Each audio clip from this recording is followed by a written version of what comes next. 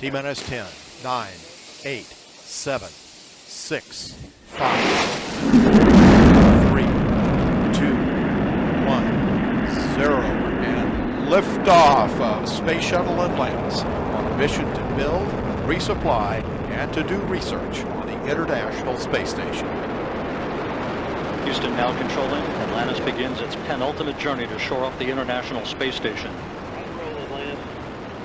Atlantis now in the proper alignment for its 8.5-minute ride to orbit. 4.5 million pounds of hardware and humans taking aim on the International Outpost. 30 seconds into the flight. Atlantis almost 2 miles in altitude, almost 6 miles downrange from the Kennedy Space Center already, traveling 500 miles an hour. The 3 liquid fuel main engines now throttling back to 72% of rated performance, going into the bucket, reducing the stress on the shuttle as it breaks through the sound barrier.